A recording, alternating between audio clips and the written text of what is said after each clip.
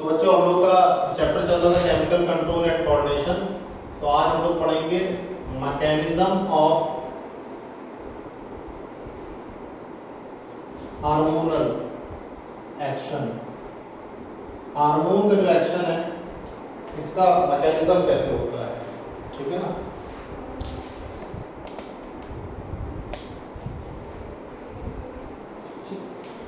Mechanism of hormonal reactions, not action, hormonal reaction. जो hormone से जुड़ी हुई रिएक्शंस हैं इसका क्या मैकेनिज्म होता है, ठीक।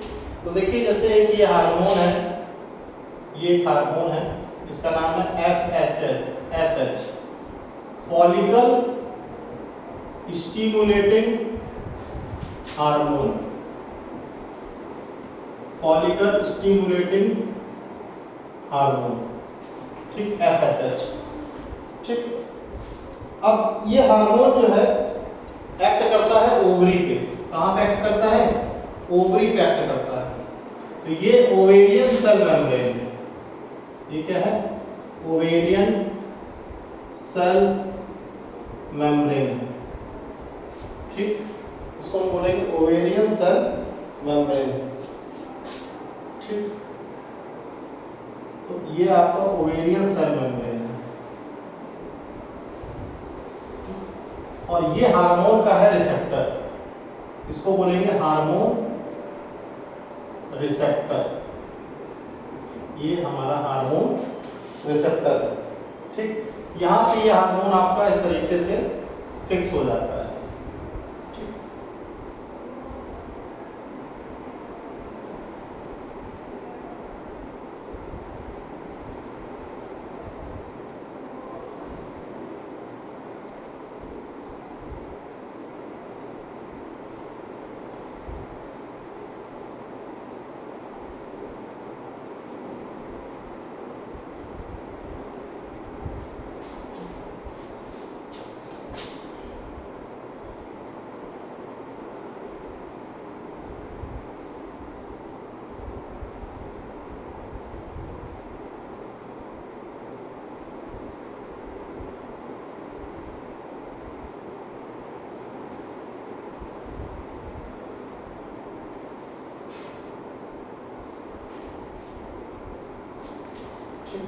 तो ये ओवेरियन सेल मेम्ब्रेन है। क्या है?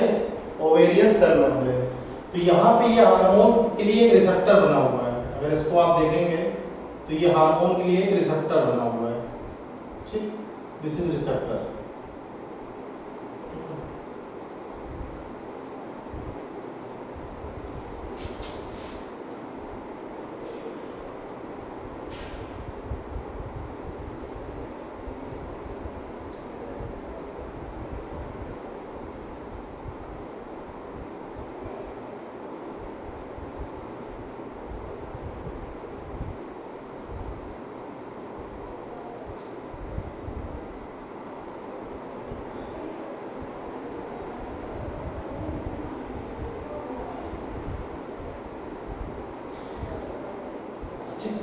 तो इस तरीके से आप जब देखेंगे कि यहाँ पे सबसे पहला इसकी वजह से आएगा हमारे पास रिस्पॉन्स 1। सबसे पहले आएगा रिस्पॉन्स 1 आएगा, पहला रिस्पॉन्स आएगा, ठीक है ना। पहला रिस्पॉन्स आएगा तो पहले रिस्पॉन्स की वजह से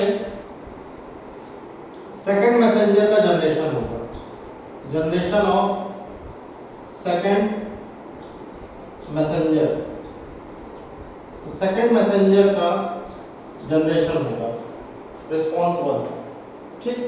अब ये जो सेकंड मैसेंजर होता है इसको हम बोलते हैं साइक्लिक एएमपी। क्या कहते हैं? साइक्लिक एएमपी और Ca++। इसको कहते हैं साइक्लिक एएमपी और Ca++, ठीक। बायोकेमिकल रिस्पॉन्स का जनरेट होगा। इसके बाद जनरेट होगा क्या? Biochemical response. तो ये बायोकेमिकल रिस्पॉन्स आ गया, ठीक। और इसके बाद ओवरी की ग्रोथ होने लगेगी तो वो हमारा कहलाया जाएगा फिजियोलॉजिकल ग्रोथ। ओवेरियन ग्रोथ होगी तो ये ओवेरियन ग्रोथ जो है इसको हम बोलेंगे फिजियोलॉजिकल रिस्पॉन्स। क्या बोलेंगे? Physiological response. Physiological response. तो ये ओवेरियन ग्रोथ जो होगी इसको हम बोलेंगे फिजियोलॉजिकल रिस्पॉन्स। ठीक,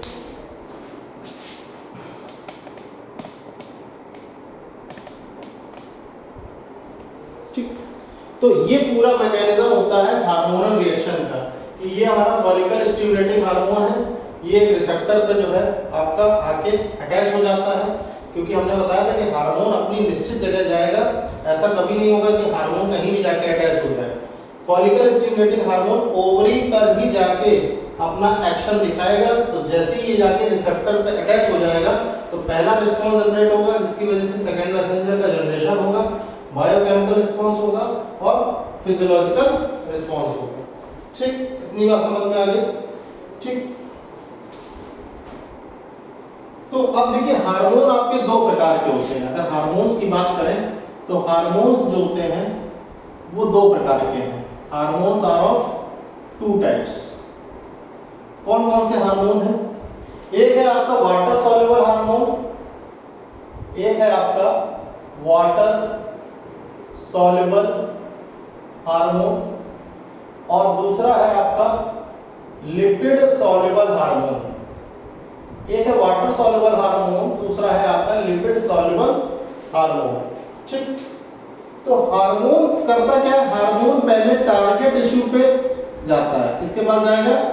टारगेट टिश्यू के पास जाएगा। टारगेट टिश्यू के पास क्या होगा? टारगेट टिश्यू के पास अपना एक रिसेप्टर होगा।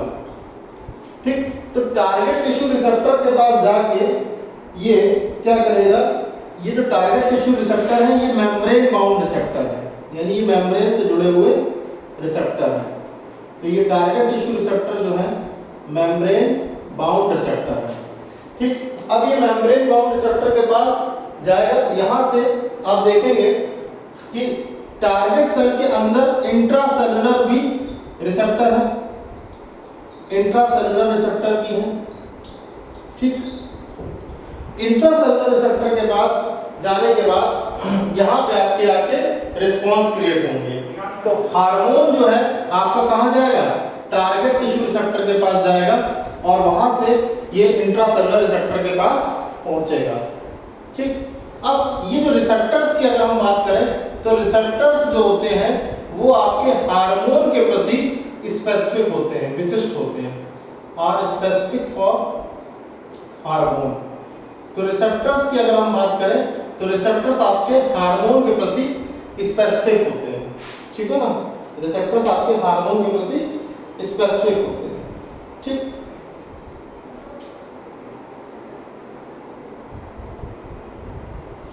तो कौन से ऐसे हार्मोन है जो वाटर सॉल्युबल हार्मोन बोले जाएंगे?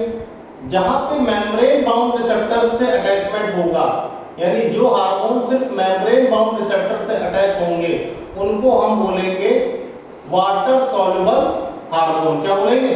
Water soluble hormone. ठीक, जो आपके हार्मोन इंटरेक्ट करेंगे इंट्रासेलुलर हार्मोन के साथ, रिएक्ट विद इंट्रासेलुलर हार्मोन।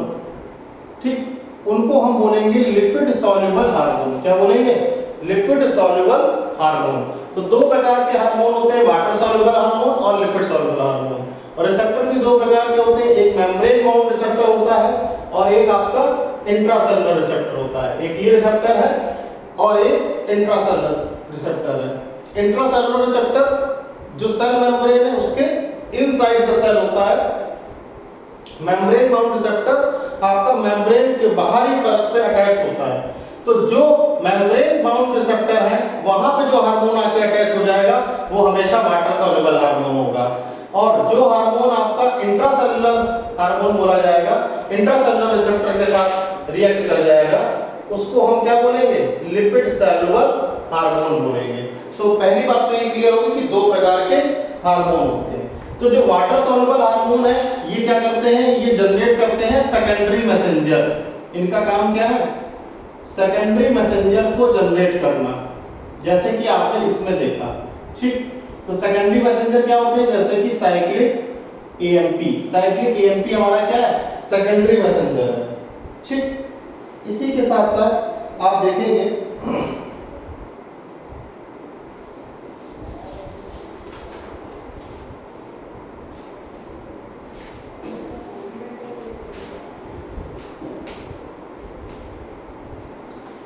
कि जो हमारा लिपिड सॉल्युबल हार्मोन है, अगर हम लिपिड सॉल्युबल हार्मोन की बात करें तो उसकी कहानी कैसे होती है। देखिए ये रहा हमारा हार्मोन, ठीक, ये कहानी तो एक अलग कहानी चल रही है, ये जो हमने अभी तक कहानी पढ़ी थी ये अलग कहानी है, ठीक। ये पूरी थ्योरी जो थी हमारी, ये आपकी एक प्रकार से वाटर सॉल्युबल हार्मोन की है। लिपिड सॉल्युबल हार्मोन की बात करें तो यहाँ देखिए ये हार्मोन है, ये फिर से आपका उसी प्रकार सा जो है एक मेम्ब्रेन है, ठीक। ये आप देख रहे हैं कि ये मेम्ब्रेन हमने बना दी यहाँ पे, ठीक।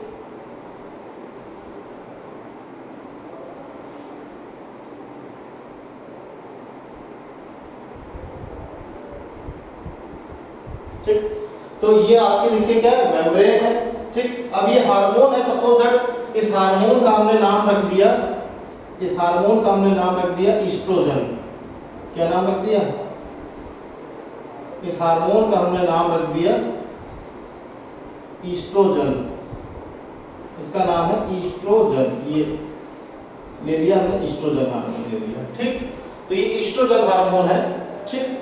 अब ये ईस्ट्रोजन हार्मोन की अगर हम बात करें तो ये ईस्ट्रोजन हार्मोन यूट्रस को एक्ट करेगा, यानी ये जो हमारी मेम्ब्रेन है इसका नाम है uterine cell membrane, this is known as uterine cell membrane, ये यूट्राइन सेल मेम्ब्रेन है, ठीक। तो ये ईस्ट्रोजन अब कहाँ जाएगा? यूट्राइन सेल मेम्ब्रेन के अंदर जाएगा, ठीक। अंदर जाएगा तो यहाँ पे वो देखेगा कि यहाँ पे आपका हार्मोन का रिसेप्टर है, यहाँ पे क्या है? हार्मोन का रिसेप्टर, ठीक।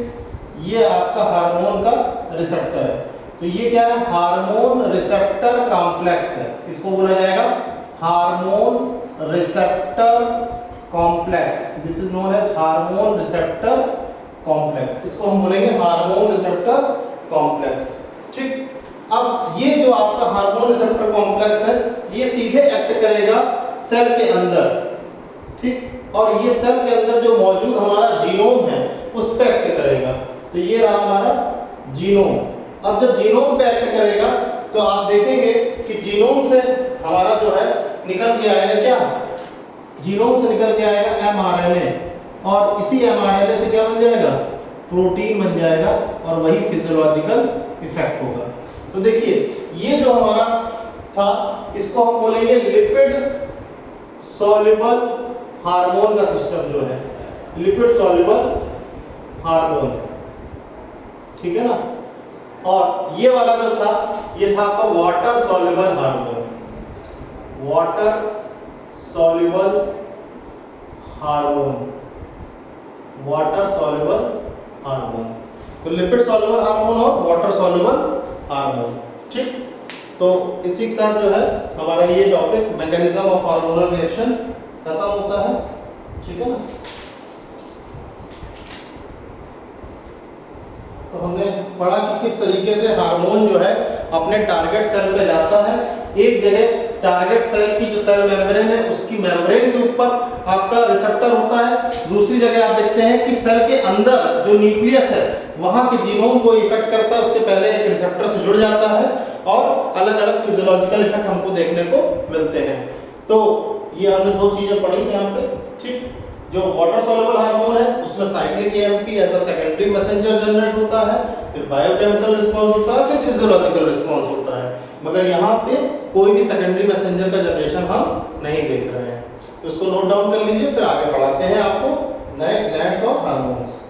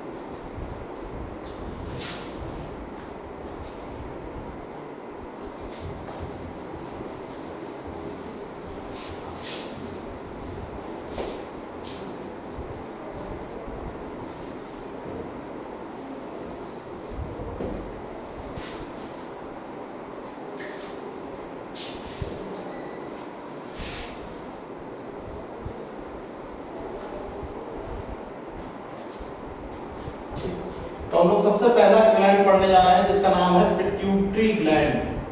पिट्यूटरी ग्रंथि भी बोलते हैं हिंदी में। पिट्यूटरी ग्लैंड पढ़ने जा रहे हैं। ठीक, तो देखिए पिट्यूटरी ग्लैंड के बारे में। पिट्यूटरी ग्लैंड को अगर हम देखें तो कुछ इस प्रकार से इसका स्ट्रक्चर है आपका।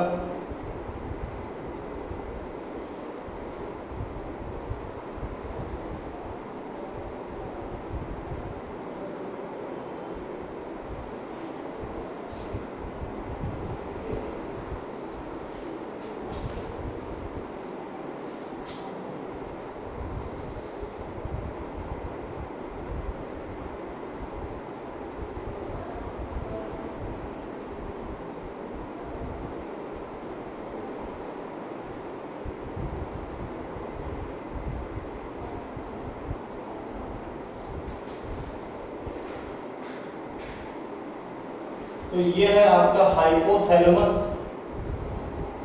हाइपोथैलेमस होता है यहाँ पे।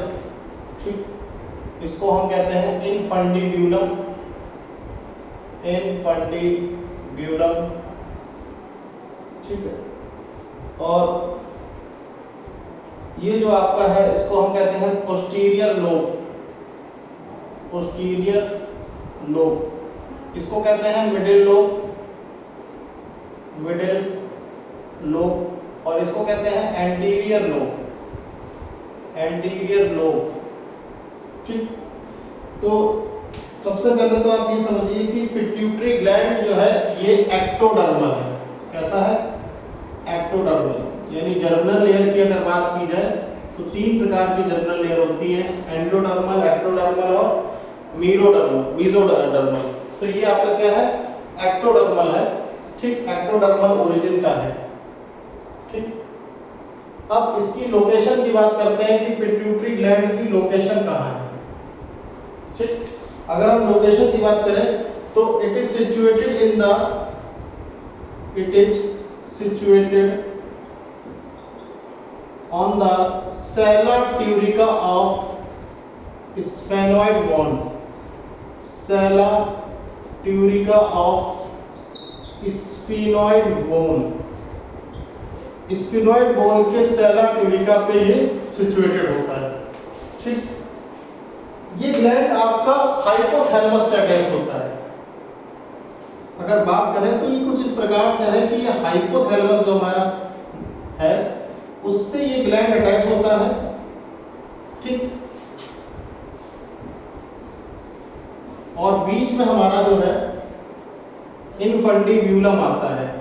क्या आता है? इनफंडिब्यूलम। और ये हमारा यहाँ पे अगर आप देखेंगे तो यहाँ पे हमारा पिट्यूटरी ग्लैंड है। ठीक, तो ये इनफंडिब्यूलम है, यही बीच का हिस्सा है जो ग्लैंड को हाइपोथैलेमस से जोड़ के रखता है। यही डायग्राम मैंने बनाया है कि ये हमारा हाइपोथैलेमस है। ये जो आप रीजन देख रहे हैं, इस रीजन को अगर आप देख रहे हैं थोड़ा गौर से, ठीक, तो ये हमारा क्या है? हाइपोथैलेमस है। ठीक, इसको हम हाइपोथैलेमस कहते हैं। ठीक है, दिस इज हाइपोथैलेमस। ठीक, ये हमारा हाइपोथैलेमस है। ये इनफंडिब्यूलम है, और ये जो हम देख रहे हैं ये हमारा क्या है? पिट्यूटरी ग्लैंड है। This is our pituitary gland. ये पिट्यूटरी ग्लैंड है पूरा। ठीक है ना? क्या है ये? Pituitary gland. ठीक, तो 2 प्रकार से है। एक है आपका एंटीरियर पिट्यूटरी ग्लैंड, 2 पार्ट्स में बांट दिया हमने इसको, एंटीरियर पिट्यूटरी ग्लैंड, और एक है आपका पोस्टीरियर पिट्यूटरी ग्लैंड। एक है पोस्टीरियर पिट्यूटरी ग्लैंड। अब देखिए जो ये एंटीरियर पिट्यूटरी ग्लैंड है, ठीक, इस एंटीरियर पिट्यूटरी ग्लैंड को हम बोलते हैं एडिनो हाइपोफिसिस। क्या कहते हैं? Adeno hypophysis. और इसको कहते हैं न्यूरो हाइपोफिसिस। Neuro hypophysis. तो ये दो पार्ट होते हैं, एंटीरियर पिट्यूटरी ग्लैंड और posterior pituitary gland. Anterior pituitary gland को बोलते हैं adeno hypophysis, posterior pituitary gland को हम कहते हैं न्यूरो हाइपोफिसिस। ठीक, अब बात आती है कि जो एडिनो हाइपोफिसिस है, ठीक है ना,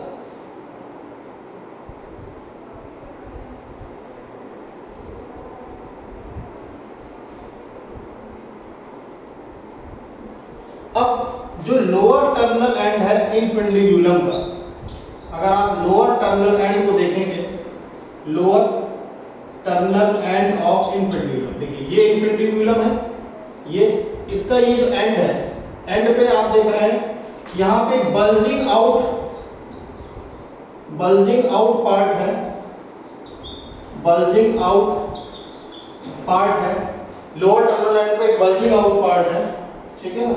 अब ये जो बल्जिंग आउट पार्ट है, ठीक, तो ये बल्जिंग आउट पार्ट को हम क्या कहते हैं, पोस्टीरियर लोब कहते हैं, क्या कहते हैं, पोस्टीरियर लोब कहते हैं इस बल्जिंग आउट पार्ट को, ठीक। तो ये हमारा जो है पोस्टीरियर लोब कहलाता है, ठीक।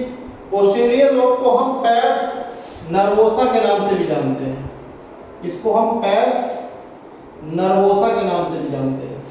तो आप ये देख रहे हैं कि ये पोस्टीरियर लोब इन्होंने बना रखा है इस तरीके से। ये जो आप देख रहे हैं ये पार्ट, ये क्या है, किससे जुड़ा हुआ है, इनफंडिब्यूलम से जुड़ा हुआ है, ये देखिए। तो इसको हम कहते हैं पोस्टीरियर लोब, क्या कहते हैं, पोस्टीरियर लोब, इसको हम कहते हैं पोस्टीरियर लोब और पैर्स नर्वोसा, ठीक।